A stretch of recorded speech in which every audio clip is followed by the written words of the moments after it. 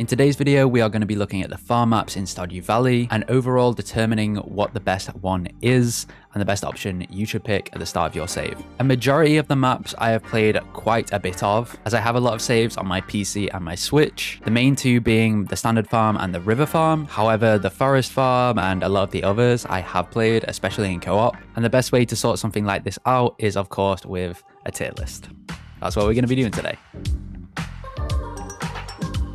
I feel like how I'm going to do this is take them individually and explain kind of their positives and their flaws. Each map has a different tile space, so the amount of tiles that you have on that map, and that determines like how many items you can have, how many buildings you can have. And some maps have more space, which can be a benefit. Some have smaller ones, so you have to be a little bit more creative with how you place buildings and overall just how you organize your maps. If you are thinking about starting a playthrough, I always do recommend the standard farm for your very first playthrough. It's exactly what I did, as I played it through in the standard map first, and then I delved into the forest farm and also the river farm, and at that point it was kind of whichever one I liked the sound of. However, there are some maps that I do think are just 10 times better than the rest of them, and also some of the farm maps that have been added later in the game, they're just overall more aesthetically pleasing, and you can get a little bit more experimental and creative with some of the ways that you design your layout of the farm. But first, I'm going to just start with the standard farm. So this is the map of the standard farm.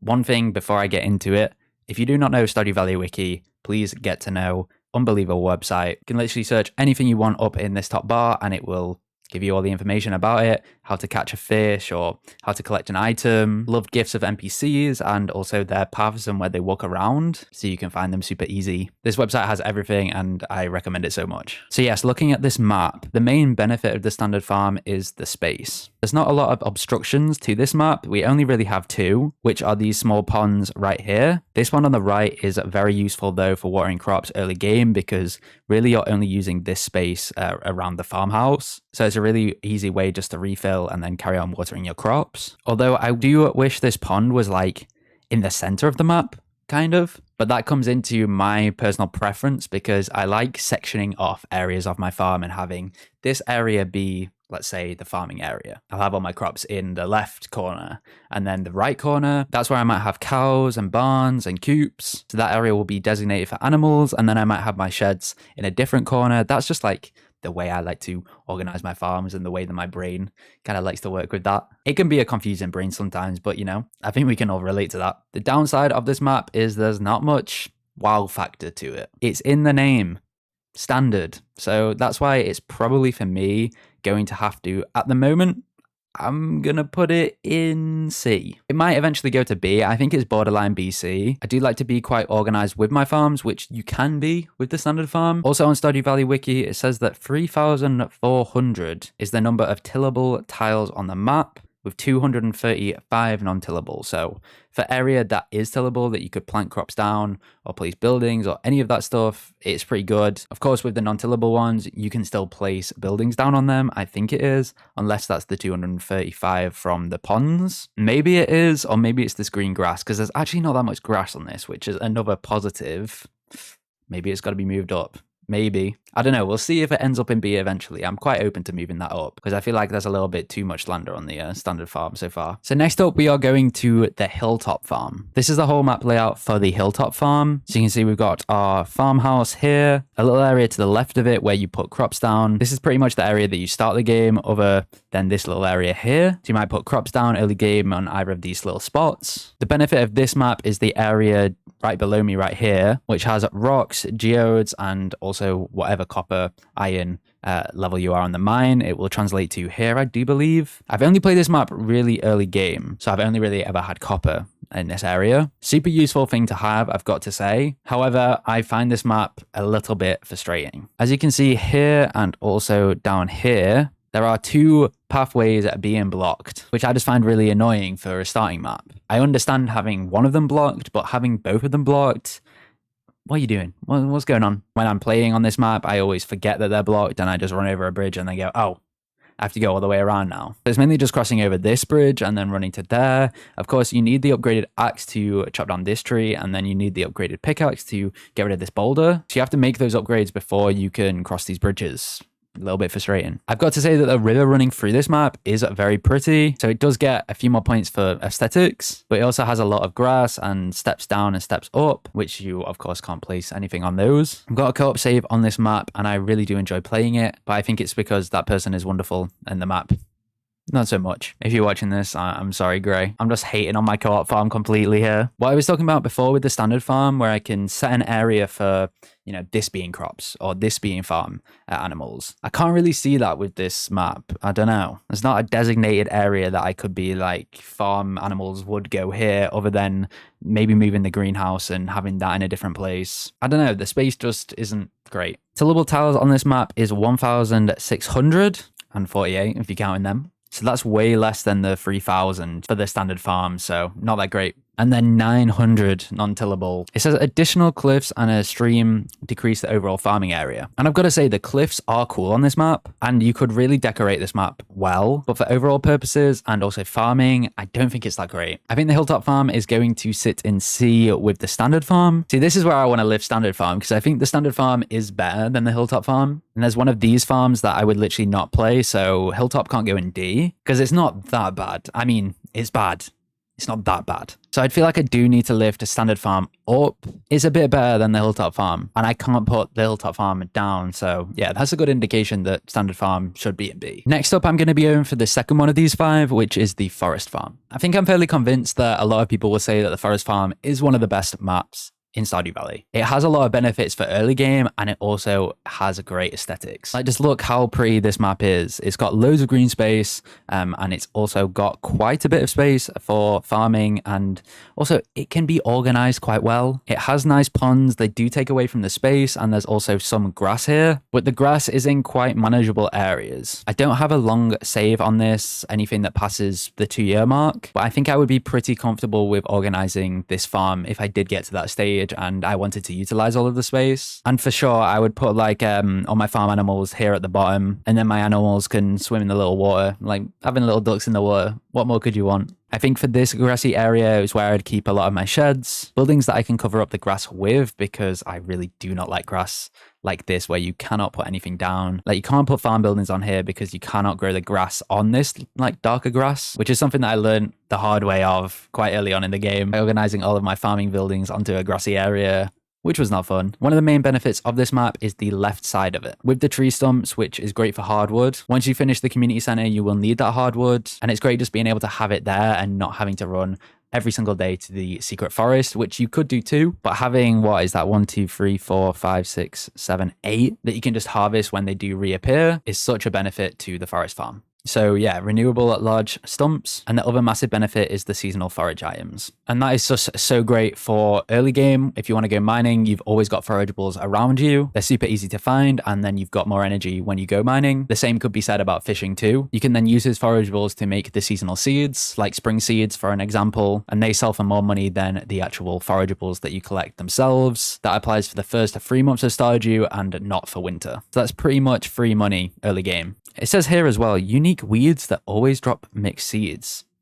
I never knew about that. Yeah, you learn something new, eh? So that's why the forest farm, for me, is going to sit in A. It's much better than the standard farm. It's way better than the hilltop farm. But there's one on this list that I love just a little bit more than that forest farm. I think next up out of this 4, I'm going to tackle my least favorite. Why would anyone ever play the wilderness farm? I just don't understand it. It's going in D for me. That being said, I have not tried this farm, but the sounds of it and the looks of it and seeing it be played is just not nice. I understand why it was added to the game as something a little bit different. If I go to here, monsters spawn at night, scales with the player's combat level, and wilderness golems. If we get them up, they just look lovely, don't they? The map also just feels like kind of a B-Tech standard farm. That pond is in the center, but it's bigger than the one on the standard farm. And also there's that like area at the bottom left, which just takes up way too much space. You can't design anything super cool around that. And the space above is kind of made redundant by having that massive pool of water there, because you can't fit that many buildings in this area here. Maybe for a video, I try out the worst farm in Stardew Valley and then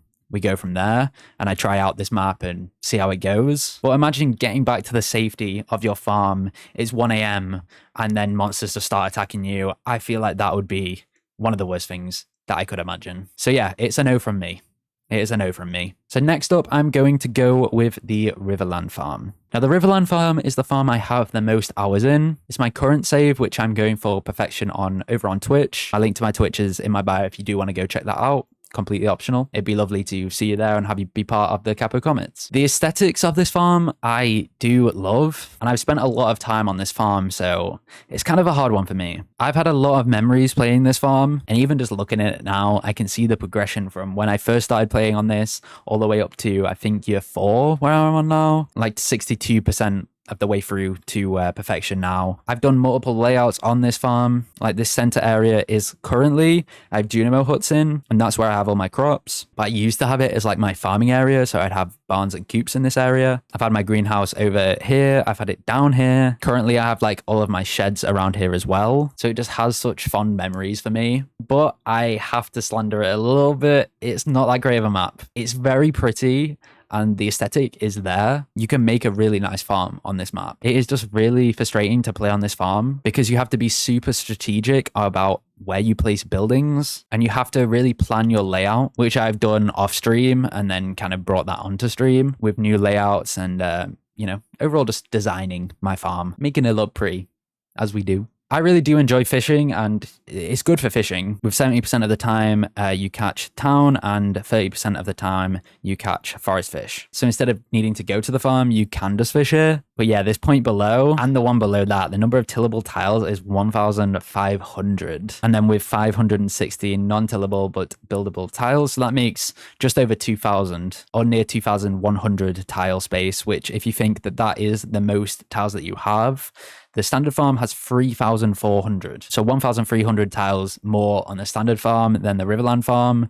So it is just a little bit of a nuisance. If you enjoy fishing though, and you want a different experience of playing Stardew Valley, I would definitely recommend the Riverland farm. It's been super fun pushing for perfection on it, and I think it's defo challenged me. It's been difficult trying to work out layouts, and also you can't just go and plant loads of crops down. You have to be really selective in the areas that you want to do so, because a lot of this area is grass, or of course, water is the obvious one that takes up a lot of this map.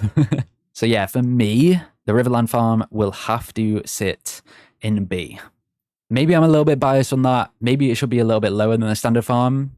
I can't do that to my perfection save. I can't do it. So one of these two, the beach farm or the Four Corners farm, is in S, and the beach farm is not that one. It's actually the Four Corners farm, which is going to be going in S. I hope I got you there a little bit. The reason why the Four Corners farm is going in S is because of the organization that this farm can bring. You have 4 dedicated areas of this map, which all can serve a different purpose. Although it can be kind of difficult to run in between them at start, kind of similar to like the forest farm, because you have these boulders blocking your way. Or not the forest farm, sorry, the hilltop farm. You have those boulders that block your way, and you have to upgrade your axe to get them, and then also your pickaxe in this case. However, you have like this central walkway at the center where the greenhouse is, and pretty much after year 1, that's not too much of a problem that the greenhouse is positioned there. And you also have this absolutely beautiful walkway. Once you played like a year or 2 and you're into 3rd year, or even in 2nd, you will start utilizing this bottom area of the map. And it's so pretty seeing what you can do with like this bottom area. You can decorate this to be so cute.